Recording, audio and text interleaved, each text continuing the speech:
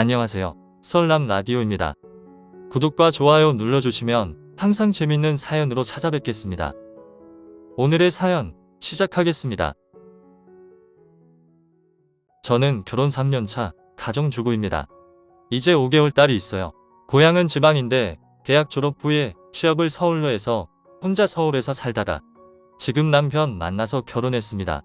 남편은 원래 서울 사람이에요. 저의 고민은 시어머니와의 고부 갈등입니다. 3년 동안 투덕거리며 많이도 싸웠지만 최근에는 정말 참을 수가 없어서 큰 소리 내면서 싸우게 됐어요. 이 문제로 너무 스트레스를 받아서 사연을 제보하게 됐습니다. 솔직히 말하자면 저는 착한 며느리가 아닙니다. 시어머니가 부당한 대우를 하실 때는 말대꾸도 좀 했어요. 물론 처음부터 말대꾸한 건 아니고 정말 몇 번이고 참다가 이렇게 됐습니다. 저는 어릴 때부터 집에서 훈육도 많이 받고 어른 무서워할 줄 알아야 한다고 매도 많이 맞아서 어른들한테 공손한 편이에요. 그런데 저희 집에서도 부당한 부분에 대해서 공손히 말씀드리는 건 괜찮다고 교육하셨어요. 한마디로 어른한테 공손하게 돼야 돼 부당한 부분에 있어서는 논리적으로 어필해도 된다고 생각했습니다. 하지만 시어머니는 이게 안 통하시는 분입니다. 처음 시부모님께 인사를 드리러 간 자리였어요. 저와 남편이 결혼이라는 연을 맺는 것에 대해 인사하러 간 중요한 자리이고 저희가 주인공인 자리인데 시어머니는 그날 하루 종일 그 자리에 계시지도 않던 아주버님 이야기만 하셨습니다. 맛있는 밥 먹고 화기애애한 분위기였는데 시어머니는 말만 하시면 아주버님 이야기이셨어요.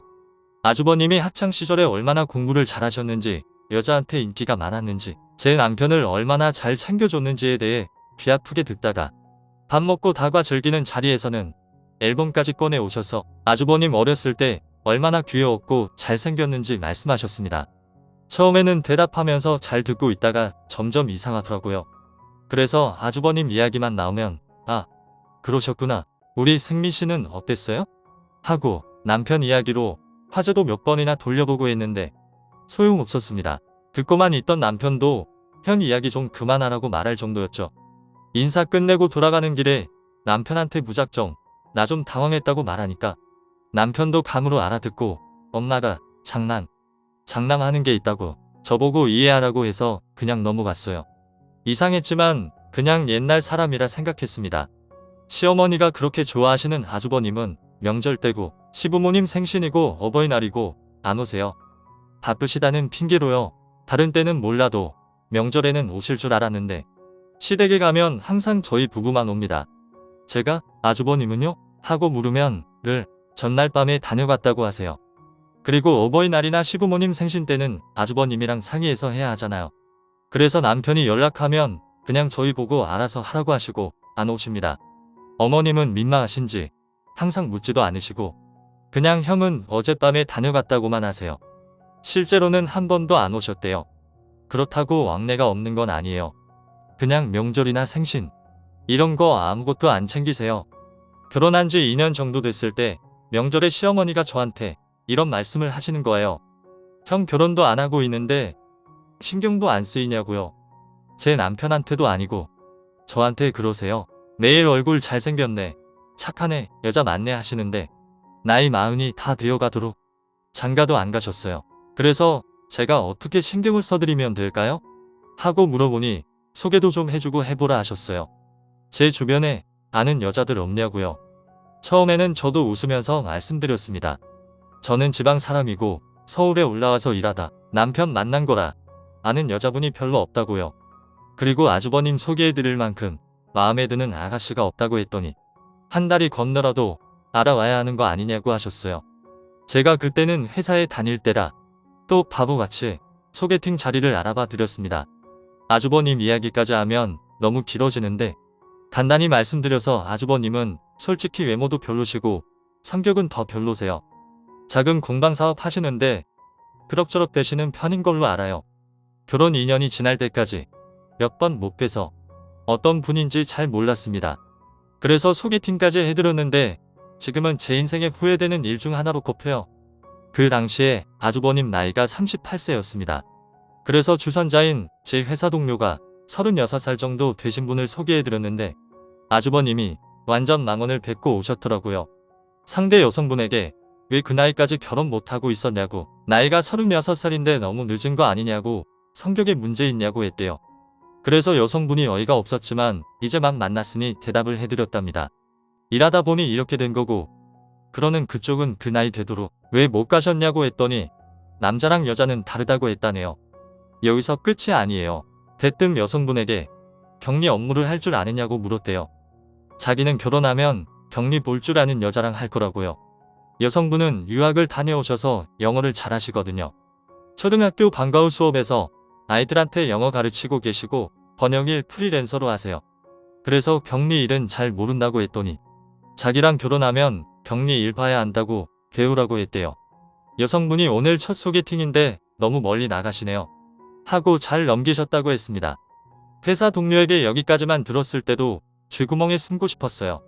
아주버님 망언은 멈추질 않았습니다. 직업이 왜 그렇게 튼튼하지 않냐고, 언제 잘릴지 모르는데 취직 생각하고 있는 거냐고 물으셨답니다. 여성분은 취직이라는 말에 어이가 없어서 기본적으로 여자에 대해 낮게 생각하고 계신 것 같아서 대화가 더는 어려울 것 같다고 하고 가셨대요.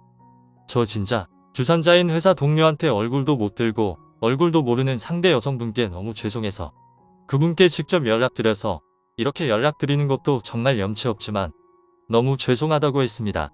그런데 시어머니는 저한테 어디서 그런 늙은이를 소개해 주냐고, 자기 아들이 그런 늙은이랑 결혼할 것 같냐고 화를 내시는 거예요. 그때는 저도 정말 화가 나서 말씀드렸습니다. 이제 아주버님 소개팅 못 해드리겠다고요. 아주버님이 너무 말씀을 함부로 하셔서 소개팅하신 상대 여성분이 화가 많이 나셨고, 저도 지금 회사에서 입장 난처해졌다고요. 그랬더니 지금 화를 내야 할 사람이 누군데 어이가 없다면서 더 화를 내시는 겁니다. 저도 화가 많이 났지만 이번에는 아주버님이 진짜 예의 없게 행동하셨다고, 더는 이 부분에 저는 관여 안 하겠다는 식으로 좋게 말씀드렸어요. 제 말에 화가 나신 건지 서운하셨던 건지, 본인도 이제 부탁 안 한다고 저보고 치사하다는 식으로 하셔서 이 문제는 끝이 났다고 생각했는데, 가끔 생각나실 때마다 아주버님 선자리 좀 알아보라고 하십니다. 그럴 때마다 그냥 대답 안 해요. 이런 식으로 시어머니랑 몇 번 부딪히다 보니 어머님이 뭐라고 하셔도 이제 대답을 잘 안 하게 됐습니다. 이 부분은 저도 참 죄송한 부분이지만 뭐라고 대답해야 할지 잘 모르겠어요. 적당히 대꾸해드리고 영 말이 안 통하는 부분 같으면 그냥 대꾸 안 하거나 남편한테 물어보시라 하고 넘겼습니다. 예를 들어, 네 남편은 왜 이렇게 전화를 안 하니? 라고 하시길래 처음에는 좋게 웃으면서 하라고 할게요 라고 했는데 점점 저를 혼내시는 듯한 어투로 말씀하셔서 대꾸 안 하게 됐습니다. 그리고 남편이 차를 좀 비싼 거로 샀어요. 이 부분은 저랑도 의견이 많이 엇갈려서 시간을 오래 끌었는데, 남편이 조심히 오래 타겠다고 계속 그러길래 너무 기죽이면 안 되겠다 싶어서 사라고 했어요. 그런데 시어머니는 이것도 저한테 해프다고 뭐라고 하셨습니다. 억울해서 저도 말렸다고 몇 번 말씀드렸는데 소용없어요. 그리고 저희 집에 오셔서 뭐만 바뀌어 있으면 저한테 해프다 하십니다. 아니, 너 이걸 또 바꿨어? 남편 돈으로 산 거면서 너는 손도 참 크다 라고 빈정거리시면 저는 그냥 대꾸 안 하고 제 할 일 하거나, 정 못 참겠으면 승민씨가 산 물건이니 승민씨한테 왜 샀냐고 물어보세요 라고 말해요. 대화가 늘 이런 식입니다. 그리고 제가 아이를 가졌는데 이상기가 좀 있어서 남편이랑 상의하고 회사를 그만뒀어요. 사무직이긴 하지만 가끔 외근도 있고 출장도 잦은 업무라 힘들 것 같았거든요. 그만두면서도 몇 날 며칠을 고민하고 너무 힘들었지만 아기를 위해서 그만뒀습니다. 남편도 못 버는 편이 아니라서 집에 있으면서 아기 잘 키워주기를 원했고, 저희는 최소 2명은 낳을 예정이라 제가 과감히 제 경력을 포기했어요. 이 부분에 대해서는 남편도 크게 공감하고 같이 미안해하고 저를 보듬어줘서 제가 양보했습니다. 그런데 시어머니는 이것도 뭐라고 하세요. 왜 남편 힘들게 일을 그만뒀냐고요. 그래서 처음에는 남편한테 물어보라고 하고 넘겼어요. 그래도 계속 집에서 편하게 쉬려고 그러냐, 애 가졌다고 너무 유세 떤다 그러시길래 유산기 있으니까 스트레스 그만 주셨으면 좋겠다고 말씀드렸더니 더는 말씀 안 하시긴 합니다. 그런데 한날은 저한테 아주버님 사업에 격리가 필요한데 저보고 격리 업무를 배워서 가서 도와주라고 하는 거예요. 그럼 한 달에 100만 원씩 주겠다면서요. 저는 격리 업무를 할 줄도 모르고 하고 싶지도 않아서 집에서 아기 키울 거라고 했더니 뭐라도 일해야 하지 않겠냐고 화를 내시는 겁니다. 그래서 일할 거면 원래 하던 일 하지. 왜 할 줄도 모르는 격리 업무를 굳이 배워서 하겠냐고. 일 다시 해도 제가 좋아하는 일 할 거라고 했습니다. 그러니 아주버님이 못된 사람도 아니고 다 저를 생각해서 도와주려고 하는 건데 저보고 참 못됐다고 하셨네요. 격리 문제도 한두 번도 아니고 몇 번이나 계속 비슷한 뉘앙스로 말씀하세요. 이제는 그냥 무시해요. 아기 키우는 부분에 있어서도 스트레스를 정말 많이 주십니다. 딸을 낳았는데 집안일 아들은 꼭 필요하니 아들 낳을 때까지 계속 낳으라 하십니다. 그래서 둘째를 가질 예정은 있지만 아들 원해서 가지는 거 아니고 딸이든 아들이든 똑같이 예뻐해 줄 거라고 했어요. 그랬더니 딸이면 셋째도 가져야지 무슨 소리냐고. 결국 아주버님도 있으니까 저희한테 너무 아들 욕심 부리지 말라고 했습니다. 그러니 말씀을 안 하세요. 솔직히 아주버님이 결혼하기도 어려울 거 본인도 알고 계셨겠죠. 결혼한다고 해도 아기 가지기에는 늦은 나이기도 하고요. 그리고 첫째 딸은 엄하게 키워서 어른 말씀이면 무조건 네 하도록 길들여 놓아야 한다고 귀에 딱지가 않도록 말씀하세요. 그래야 나중에 집안일 말대꾸 없이 잘하고 시집 보내기도 편하대요. 길들인다는 표현에 기가 막혔지만 그때도 저희가 알아서 잘하겠다고 하고 넘겼어요. 그러다 제가 아기를 낳고 한 달 반 정도 됐을 때 시아버지가 돌아가셨습니다. 계속 아프다가 돌아가신 거라 다들 이미 마음의 준비를 하고 있었어요. 하지만 한 집안의 가장이고 아버지니 다들 충격이 크셨어요. 중환자실에서 갑자기 돌아가셔서 남편은 인종도 못 지켰고 전화 받고 나서 펑펑 울다가 달려갔습니다. 저는 그때 아기가 어리고 산후도우미도 나 끝났을 때라 집에 아기 봐줄 사람이 없어서 바로 못 가봤어요. 신생아 데리고 장례식장 가는 건 아무래도 무리라는 생각이 들었거든요. 남편도 당연하다고 말했고 시어머니한테도 전화로 위로드리고 죄송하다고 아기 맡기고 얼른 가겠다고 말씀드렸어요. 소식들은 저희 친정 부모님이 오시기로 하셨습니다. 저희 부모님은 일하시는데 괜히 방해하기 싫었지만 마땅히 아기를 봐줄 사람이 없어서 마지막으로 부모님께 연락드린 거였어요. 부모님도 사돈 장례식이고 제가 하나뿐인 며느리인데 당연히 장례식장에 가봐야 할 테니 흔쾌히 와주시겠다고 했습니다. 하지만 저희 부모님도 일하시는 분들이고 지방에 계시니 한두 시간 만에 바로 오시는 건 불가능했어요. 그래서 볼일 보시다가 중간에 마무리하시고 급하게 올라오셨는데 한 5시간 정도 걸리셨어요. 본가에서 서울까지 버스로 3시간 정도 거리예요. 버스 기다리는 시간, 올라오는 시간, 터미널에서 저희 집까지 오는 시간 다 합치면 최대한 빨리 오신 거예요. 친정부모님 오셨길래 아기 부탁드리고 불이 나게 달려갔는데 시어머니가 저한테 막 뭐라고 하시는 겁니다. 그 사람 많은 장례식장에서요. 아기 안고라도 빨리 와봐야 하는 거 아니냐고. 지금 며느리가 되어서 뭐 하는 거냐고 소리를 지르셨어요. 오죽했으면 이모님들이 무슨 신생아를 여기에 데려오냐고 말릴 정도였습니다. 시어머니 자매분들이요. 그냥 슬픔에 저러시는 거라고 생각하고 좋게 넘겼어요. 장례식 끝나고 49제 갈 때에는 아기를 데리고 갔습니다. 그때도 어렸지만 그래도 할아버지 2번 봤는데 마지막 가시는 길 저희 애도 인사드려야 한다고 생각해서 데려갔는데 가는 내내 뭐라고 하세요. 사돈 어른도 너무 안다고 왜 그렇게 늦게 올라오시냐고 본인 일 아니라고 너무 늦장 피우신 거 아니냐고요. 그래서 듣다 기분이 너무 안 좋아서 버스 시간만 3시간 걸리고 최대한 빨리 오신 거라고 말씀드렸어요. 그래도 계속 빨리 오셔야지 뭐 하시는 거냐고 투덜거리셨네요. 남편이 운전하면서 좀 조용히 해. 말도 안 되는 소리를 왜 자꾸 하고 있어. 라고 뭐라고 하니 그제야 조용해지셨어요. 그리고 저희 친정 부모님이 서울에 올라오시고 다음 날에 저희 친정 아빠가 장례식장에 오셨어요.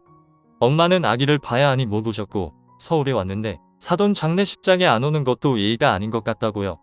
그래서 시댁 식구들이랑 인사하고 부조금하고 간단히 식사만 하고 다시 아기 보러 가셨습니다. 장례식 다 끝나고 부조금 계산하는데 아빠가 부조금을 30만 원이나 하셨더라고요. 저도 자세하게는 모르지만 보통 사돈에는 10만 원 정도 한다고 들었어요. 제 남동생 결혼식 때도 시부모님은 남편 통에 10만 원 보내셨어요. 제가 돈 계산하다가 혼잣말로 뭐 일이 많이 있어 라고 중얼거렸는데 그때 시어머니가 뭐라고 하시지는 않았지만 표정이 안 좋으셨어요. 그런데 49제 하는 날 남편 차 안에서 그 이야기를 하시는 겁니다. 식사도 많이 하고 갔는데 사돈이면서 30만 원이 뭐냐고요. 그리고 왜 안 사돈? 저희 엄마는 안 왔냐고 하시는 거예요. 정말 쪼잔해 보여서 이런 말 하기 싫은데 저희 아빠는 배가 불렀지만 준 음식은 남기기 싫다고 딱 처음 받은 만큼만 드시고 술이나 다른 것들은 일절 드시지 않았어요. 그리고 사돈 장례식에 30만 원이면 꽤 큰 액수 아닌가요? 큰 액수가 아니라고 해도 본인은 직접 오지도 않으시고 10만 원 하셨는데 직접 오셔서 30만 원 하고 가신 저희 아빠가 왜 그런 말을 들어야 하는지 모르겠어요. 그리고 저희 엄마는 계속 아기 보고 있었는데 어떻게 오나요? 아빠가 혼자 아기를 보기에는 무리라서 아빠 혼자 오셨던 건데 기분이 너무 나빠서 화났다는 걸 좀 티냈어요. 그러니까 계속 잔소리는 하셨는데 웬일인지 금방 조용해지셨습니다. 49제까지 모두 끝난 후에 시어머니는 조금 우울해 보이셨어요. 그날 이후로 혼자가 되신 거잖아요. 그동안 쌓인 건 많았지만 외로우실까봐 잘해드리려고 말이라도 한마디 좋게 해드리려고 했어요. 아기 커가는 사진도 보내드리고 영상통화도 해서 보여드리고 식사는 하셨는지 불편한 데는 없으신지 전화도 자주 드렸습니다. 그랬더니 제가 마음이 풀렸다고 생각하셨는지 이런 거 필요 없다고 대뜸 같이 살면 되는데 너 자꾸 이런 거 보내냐고 하시는 겁니다. 저희 남편한테 같이 살자고 이야기해보라고 하시길래 어머님이랑은 같이 살기는 어려울 것 같다고 자주 전화를 드리고 왕래하겠다고 좋게 말씀드렸어요. 같이 살지 않아도 이렇게 자주 싸우고 스트레스 받는데 같이 살면 훨씬 심해질 거라고 생각했습니다. 그랬더니 아니래요. 같이 살면 본인이 애도 봐줄 거고 여유 생긴 저는 다시 일하러 나가면 더 좋지 않냐고 하셨습니다. 집안일도 본인이 다 하신다고요. 계속 그러시길래 좋게 말해서는 안 되겠다 싶어서 딱 잘라 말씀드렸어요. 어머님이랑 부딪히는 부분이 너무 많아서 그냥 따로 사는 게 서로한테 더 좋을 것 같다. 같이 살게 되면 더 사이가 벌어질 것 같고 아직은 어머님 모시고 살 마음이 없다고요. 그랬더니 대답도 하지 않으시고 전화를 뚝 끊으시더라고요. 다시 전화도 없으시고 제가 해도 안 받으시길래 화 많이 나셨냐고 죄송하다고 그래도 모시고 살면 더 안 좋을 것 같으니 이해해 주시라고 문자를 보냈는데 답도 없으셨어요. 그러다 며칠 안 지나서 다시 아무 일 없다는 듯 전화하셨네요. 그리고 바로 얼마 전 시어머니 생신이셨어요. 물론 아주버님은 안 오셨습니다. 이날 이후로 저와 시어머니는 냉전 중입니다. 식사 시간을 정하는데 시어머니가 점심밖에 시간이 안 된다고 하셔서 점심을 먹기로 했고 어머님이 드시고 싶어하던 메뉴로 정해서 꽤 비싼 식당에서 식사했습니다. 선물도 평소에 어머님이 가지고 싶다고 말씀하셨던 걸로 들었어요. 나름대로 식사 분위기도 좋았고 어머님 생신이니까 저도 최대한 어머님 기분에 맞춰드렸어요. 식사 끝나고 집에 모셔다 드리는데 아기 보고 싶다고 본인이 카시트 설치한 뒷자리에 앉겠다고 하셨습니다. 원래 제가 뒷자리에 앉아서 아기 체크하면서 가는데 그때는 제가 조수석에 앉았어요. 시어머니는 차에 시동도 걸기 전부터 또 잔소리 하셨습니다. 아기가 카시트 불편한지 계속 우는데 좀 떼주라고. 너는 왜 그렇게 매정하냐고요. 제가 안 된다고 하니까 그럼 본인이 안고 가신다고 하는 겁니다. 그래서 그냥 안 돼요. 한마디만 했어요. 남편도 아기 위험해서 안 된다고 해서 그대로 갔습니다. 그런 어수선한 분위기에서 제가 잠깐 잠이 들었습니다. 아기가 아직 어려서 가끔 밤수유를 하는데 그 전날 새벽 3시에 깨서 우는 바람에 제가 잠을 제대로 못 잤거든요. 그래서 햇빛도 좋고 자리도 따뜻하고 아기 신경도 안 써도 되니 저도 모르게 잠이 들었습니다. 그런데 갑자기 시어머니가 어깨를 툭 하고 치셔서 일어나서 뒤를 돌아보니 저보고 지금 뭐 하는 거냐고 뭐라 하시는 거예요. 남편 운전하는데 왜 자냐고요. 조수석에 앉은 사람은 원래 자면 안 되는 건데 그런 것도 모르냐고 뭐라고 하시는 겁니다. 그래서 아기가 새벽에 깨서 밤수유를 했는데 피곤해서 깜빡 잠들었다고 오늘 빨리 준비하고 나오느라 잠을 제대로 못 자서 그렇다고 좋게 말씀드렸어요. 이 이유가 말도 안 되는 이유인가요? 그랬더니 지금 자기 핑계 대는 거냐고 너 피곤한 게 나 때문이냐고 짜증을 내시길래 또 시작이구나 싶어서 아니에요. 한마디만 하고 말았어요. 그런데 계속 말 좀 해보라고 왜 전부터 말을 하다 마냐고 갑자기 서운하셨던 점에 대해 꼬리를 물면서 말씀을 하셨어요. 그래서 저는 그냥 아니에요. 안 잘게요. 하고 앞만 보고 있었는데 계속 제 어깨를 치시면서 아니라고 말만 하지 말고 하고 싶은 말 있지 않냐면서 할 말을 다 해보라고 말씀을 하시는 겁니다. 저는 너무 졸린 상태였고 짜증을 내시면서 말씀하시는 것도 기분이 나빴는데 계속 어깨를 치시길래 저도 순간적으로 짜증이 갑자기 올라와서 뒤돌아보고 아, 그만하세요. 어깨 좀 치지 마세요. 말도 안 되는 말씀만 하시는데 무슨 대화를 해요. 라고 말해버렸습니다. 그러니 제 말에 시어머니는 화가 잔뜩 나셔서 대화가 안 통한다고? 하면서 막 뭐라 하시고 큰 소리에 아기는 놀라서 울고 난리였습니다.